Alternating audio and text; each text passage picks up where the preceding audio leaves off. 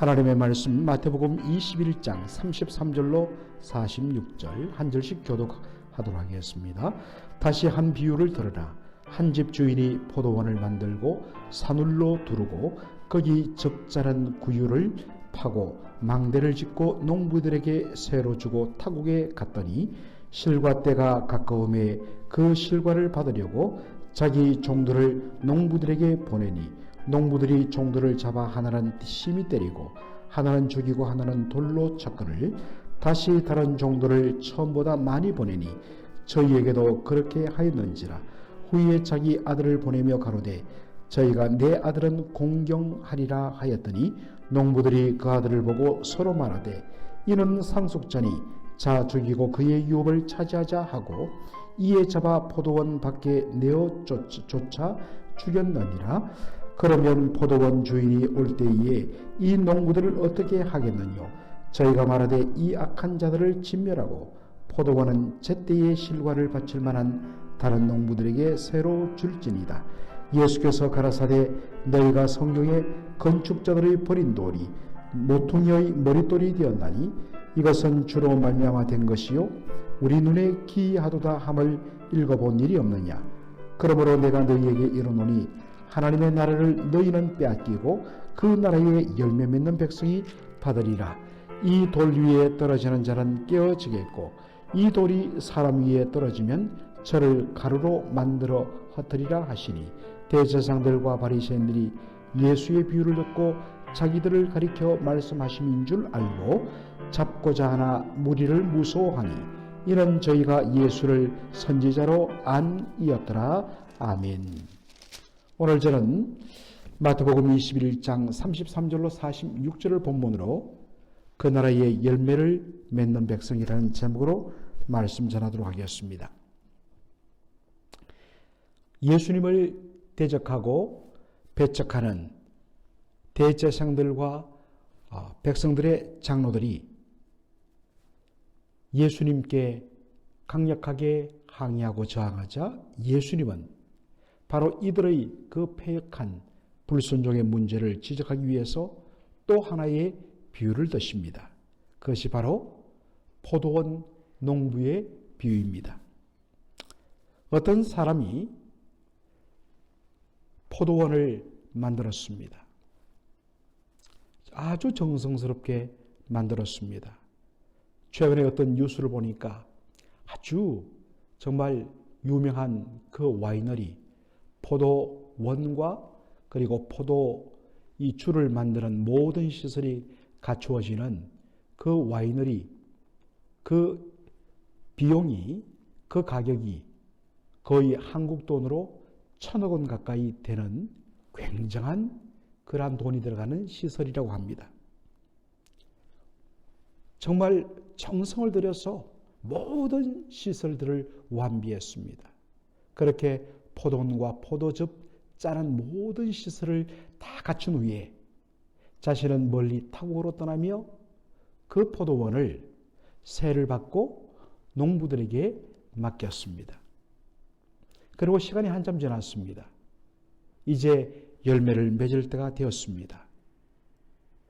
그때에 바로 자신의 종들을 그 농부들에게 보내어서 그 새로 열매를 거두려 했습니다.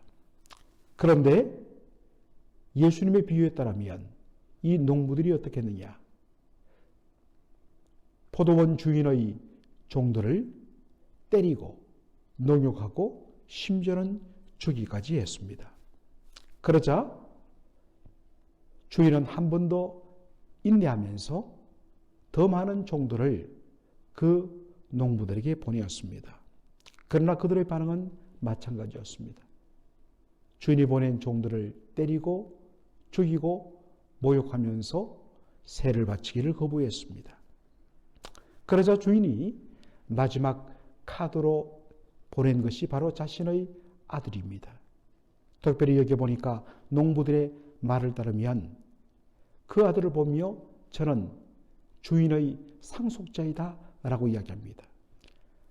상속자란 말은 바로 주인의 장자를 가리킵니다. 장자는 아버지의 모든 것을 상속받습니다. 아니면 외아들일 수 있습니다. 주인의 기대는 무엇입니까?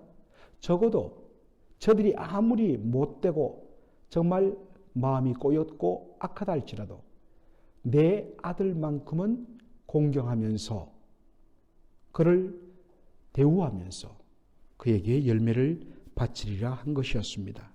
그러나 농부들은 이번에도 주인의 기대를 완전히 저버립니다. 그 아들을 죽이고 상속자인 아들을 죽이고 이 포도원을 우리의 차지가 되게 하자 라고 말하고서 그렇게 모의하고서 주인의 아들이 도착하자마자 그를 포도원 밖으로 끌어내어서 쳐 죽였다는 것입니다. 이 소식을 들은 주인이 어떻게 하겠느냐? 예수님 물었죠. 사람들이 당연히 어떠한 결과를 가져오는가를 생각하면서 대답합니다. 당연히 주인이 와서 그 악한 자들을 진멸하고 이 포도원 새를 열매를 잘 바칠 다른 농부들에게 새를 주고 맡길 것이라는 것입니다. 이 비유를 끝내고 예수님께서 인용하신 시편 118편 22절 23절 말씀 한 구절을 인용합니다. 건축자의 버린 돈이 모퉁이의 머릿돌이 되나니 이는 주로 말미암은 것이요 우리 눈에 기이하도다. 바로 이것은 예수님께서 유대인들에 의해서 배척을 당하는 바로 그 내용을 담은 말씀입니다. 그런 후에 하신 말씀이 뭐냐? 그 나라를 너희는 빼앗길 것이요. 바로 그 나라의 열매를 맺는 백성이 하나님의 나라를 이어받을 것이라고 말씀하십니다. 이것은 바로 다름 아닌 예수님의 권위를 부정하고 예수님의 말씀을 거부하며 배척하는 대제사장들과 백성들의 장로를 향한 그러한 비유였던 것입니다. 그들도 모를 리가 없죠. 이것 때문에 예수님께 분노하며 예수님을 죽이려 했지만은 아직은 사람들이 예수님을 선조로 여기면서 예수님을 존중했기 때문에 함부로 할 수 없어서 때를 기다리자 하고 미룹니다. 여러분, 예수님의 이 비유는 바로 이사야 5장에 나오는 말씀을 기반으로 하고 있습니다.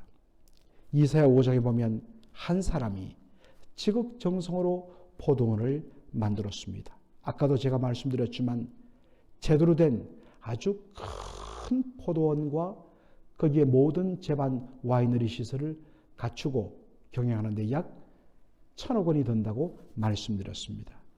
정말 자신의 모든 것을 다 쏟아부으면서 지극정성으로 포도원을 만들었습니다. 그리고 거기에다가 극상품 가장 좋은 포도나무를 심었습니다.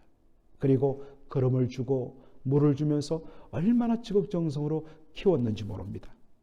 당연히 거기에서 정말 최고의 품질을 가진 포도가 열매를 맺기를 바랐습니다. 그런데 결과는 어떠했습니까? 극상품 포도나무를 심었는데 가장 하질의 형편없는 덜포도를 맺은 것입니다. 예수님은 바로 이 이사야 5장에 있는 말씀을 포도원 주인과 열매를 받지 않은 농부로 대체하여서 말씀을 하셨습니다. 하나님께서는 이스라엘 백성들을 애굽 땅 종되었던 그 위치에서 그들을 구원하여 바로 그들을 하나님의 백성 삼으시고 가나안 땅으로 인도하여 그 땅에 심으셨습니다. 그렇다면 이스라엘 백성들은 그 가나안 땅에서 하나님이 주신 말씀을 순종함으로 마땅히 하나님의 택함 받은 백성의 합당한 열매를 맺어야 하는 것이 옳았습니다. 그런데 우리가 구약 성경 전체를 쭉 읽어보면 처음부터 끝까지 출애굽 때부터, 아니 애굽 땅에 살 때부터 그들이 바로 가나안 땅에 들어와서 그리고 나라를 이루고 그렇게 마지막으로 멸망될 때까지 이스라엘의 역사는 끝없는 불순종과 패역의 삶의 역사였습니다. 하나님의 말씀을 불순종하며 우상 숭배에 빠진 삶이었습니다. 그래서 하나님께서 수많은 선지자들을 그들에게 보내셨습니다. 회개를 요청했습니다. 그러나 백성들은 하나님의 말씀을 거부했습니다. 하나님의 말씀을 전하며 그들의 잘못을 지적하며 회개를 요청하는 선지자들을 모욕하고 그리고 죽이기까지 했습니다. 끊임없이 하나님이 선지자를 보내었지만은 그들은 끝끝내 회개하지 않고 불순종했습니다. 이것이 구약시대 내내 반복된 이스라엘 백성들의 타락상이었습니다. 드디어 하나님께서 마지막으로 자신의 아들 독생자 예수 그리스도를 보내셨습니다. 그런데 유대인들은 하나님의 아들을 조롱하고 그를 십자가에 못 박아 죽입니다. 바로 이것 때문에 그들은 심판을 받을 수밖에 없게 된 것입니다. 하나님은 끝까지 불순종하는 이 유대인들을 대신하여서 이방인들을 택하시고 그들을 하나님의 백성 삼으십니다. 자, 이제 요구되는 것은 무엇입니까? 바로 구원받은 자, 하나님의 백성 된 자의 합당한 삶의 열매를 맺는 것입니다. 구원은 값없이 은혜로 거저 주어진 선물입니다. 그렇게 우리는 하나님의 전적인 은혜에 근거한 값없이 주시는 구원의 선물로 하나님의 자녀가 되었습니다. 그런데 그렇게 구원의 은혜를 받아 하나님 백성 된 자에게 요구되는 것은 바로 그 나라 백성에 합당한 열매를 맺는 것입니다. 무엇으로 알 수 있느냐? 열매로 알 수가 있는 것입니다. 그래서 사도 바울은 로마서 11장 20절로 22절에서 이렇게 말씀합니다. 옳도다 그들은 믿지 아니함으로 꺾이고, 여기에 그들은 유대인을 말합니다. 그들은 믿지 아니함으로 꺾이고 너는, 여기 너는 이란 말은 바로 이방인 신자들을 가리킵니다. 너는 믿음으로 섰느니라. 높은 마음을 품지 말고 도리어 두려워하라. 하나님이 원가지도, 원래 있던 가지, 바로 아브라함의 자손인 유대인들도 아끼지 아니하시고 열매를 맺지 못하니까 잘라버리셨던 것처럼 너희들도, 이방인 신자들도 아끼지 아니하리라. 그러니까 야, 우리가 너희들보다 훨씬 더 잘났기 때문에 우리가 택함 받은 거야 라고 교만한 마음 품지 말라는 것입니다. 그러므로 하나님의 인자심과 준엄하심을 보라.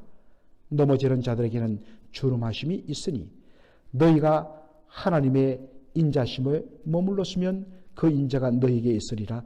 그렇지 않으면 너도 찍히는 바가 되리라.